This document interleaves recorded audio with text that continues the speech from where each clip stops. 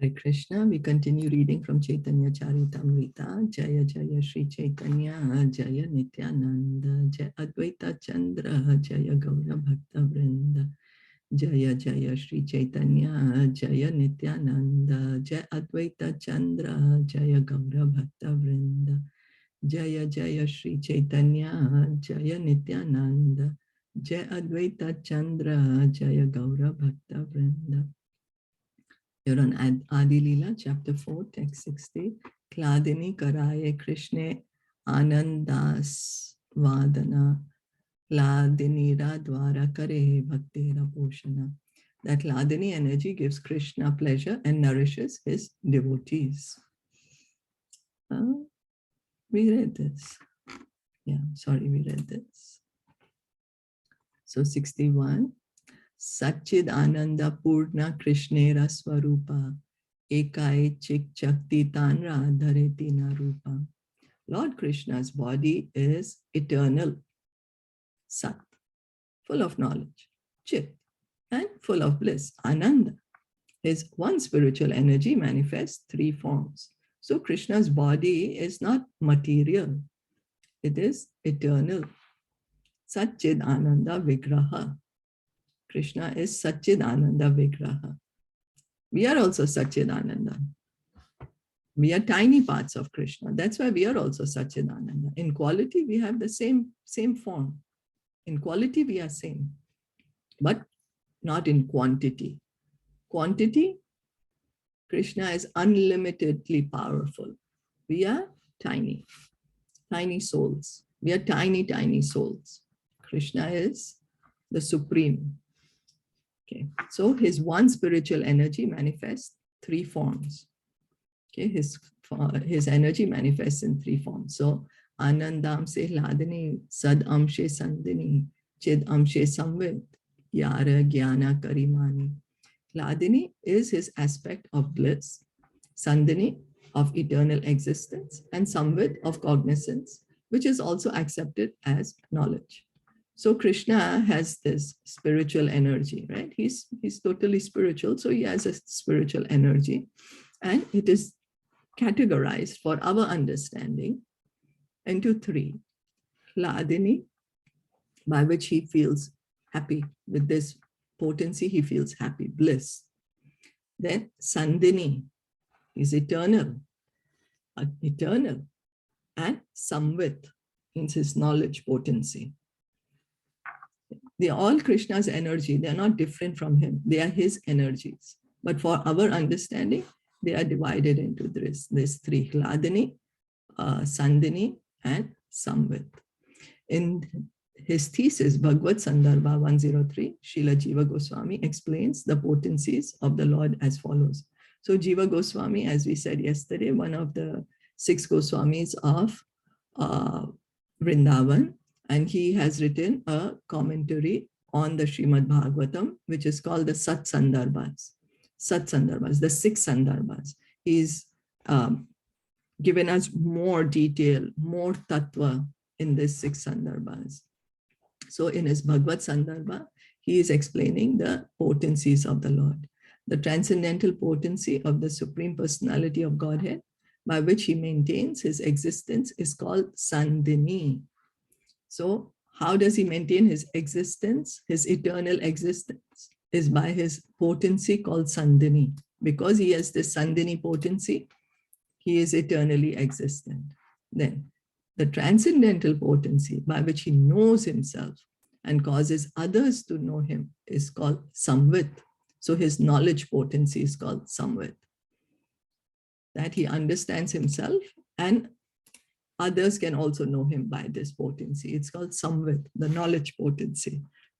The transcendental potency by which he possesses transcendental bliss and causes his devotees to have bliss is called Hladini. So his pleasure potency by which he feels happy, that's called Hladini. He feels happy and he gives this happiness to others, causes his devotees to have bliss. So on the spiritual platform, the happiness is of this transcendental potency or Hladini, not material. not material happiness. The devotees experience spiritual happiness. That's why they are not able to give up the lotus feet of the Lord, because it's the spiritual happiness that they are experiencing. The total exhibition of these potencies is called Vishuddha Sattva. And this platform of spiritual variegatedness is displayed even in the material world when the Lord appears here. So Vishuddha Sattva, pure goodness, not tinged by Rajas, Tamas, and Sattva Gun. No, this is Vishuddha Sattva, pure goodness, uncontaminated, spiritual goodness. When he comes in this material world, he manifests this. When Krishna comes to show his Leela in the material world, his Leela is not material, it is spiritual. His form is not material, it is spiritual. Yeah, all his close associates, the gopis, the gopas, the brajbasis, they are all eternal. They are all his eternal confidential associates. So the pastimes and manifestations of the Lord in the material world are therefore not at all material. They belong to the pure transcendental state, the manifestations and pastimes. So Krishna's Leelas and his forms, what he shows us in the material world, is all spiritual, is not material. They are transcendental. The Bhagavad Gita confirms that anyone who understands the transcendental nature of the Lord's appearance, activities, and disappearance becomes eligible for freedom from material bondage upon quitting the present material tabernacle. So Krishna says in the Bhagavad Gita, Tyaktva deham punarjanma naiti mameti, so Arjuna, that the one who understands Krishna's nature in tattva, what is Krishna's transcendental nature? One who can understand that Krishna's appearance is not material, he's transcendental. One who can understand the position of Krishna, the position of Krishna's Leelas, pastimes, and how Krishna disappears from this, from our sight, from the world. One who can understand it, then what Krishna says, that person is qualified to get liberated from this material world. Qualified that after giving up this body, no need to come back to the material world, but where to go? He can enter the spiritual kingdom to associate with the Supreme Personality of Godhead and reciprocate the Hladini potency in transactions between him and the Lord. So Krishna is saying, just by trying to understand him in truth, trying to understand Krishna's transcendental nature, means trying to understand Krishna's true position, his true quality, who he is actually, trying to understand his Leelas, trying to understand how he's appearing, how he's disappearing. He said one can get liberated. You don't need to get, you can get self-realization with that. And then what he says, that after you give up this body, then where will you go? Where will the soul go? Can go to the spiritual world, in the spiritual planet. And what will the soul do over there? Will see the Supreme Personality of Godhead face to face. Will see Krishna face to face. And over there, have a loving relationship with him. Reciprocate the Hladini potency in transactions between him and the Lord. So we said the Hladini potency is by which the Lord feels happy. It's totally spiritual. Here to feel, when we feel happy, we really feel happy, but that is still material happiness. So imagine if we are able to feel the spiritual happiness as we feel when we are hearing and chanting. You know, we get a tiny, tiny drop of it. You know, we get that tiny hint of it when we are hearing about Krishna dancing in front of the deity. All that is spiritual happiness, nothing to do with the body. In the mundane mode of goodness, there are tinges of passion and ignorance. Therefore, mundane goodness being mixed is called Mishra Sattva. So mundane goodness means the Sattva Gun in this material world is still material. Sometimes person can be on the Sattva Gun, but soon after, Right now, for example, I might wake up early, take my shower, and do nice puja. But then soon, oh, it's time to go to work. Let me go. Let me, we get into the passion. Oh, I have to do this. I have to do that. And then maybe during the course of the work, if things don't go my way, I'll get angry. Then that's ignorance. So we can see in this material world, we can be in goodness sometimes passion, sometimes ignorance. But Krishna is always on the platform of Vishuddha Sattva. But the transcendental variegatedness of Vishuddha Sattva is completely free from all mundane qualities. Vishuddha Sattva is therefore the proper atmosphere in which to experience the personality of Godhead and his transcendental pastimes. So in the spiritual world, there is no this passion, ignorance, no material goodness. It's just transcendental goodness, pure goodness.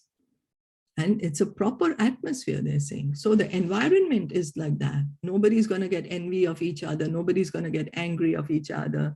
Everything is for the sake of Leela, pastime, enjoying. Everyone is enjoying bliss, happy. Now we just heard, oh, but then how comes Jai Vijay got envious? But that's a Leela of the Lord. He wanted to fight. So he couldn't do that in the spiritual world. He had to come down to the material world to do that. But that is also Krishna's Leela. So spiritual variegatedness is eternally independent of all material conditions and is non-different from the Supreme Personality of Godhead, both being absolute.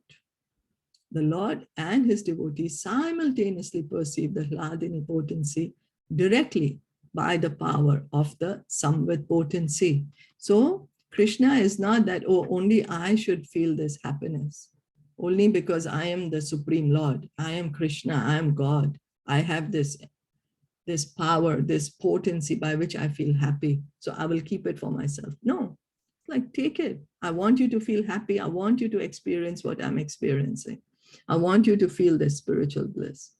So that is what is the exchange between the devotee and the Supreme Lord, directly by the power of Samvit potency. Samvit potency is by which the devotee can understand the Lord, by which the devotee understands the Lord understands that he is the Lord, that's his knowledge-giving potency.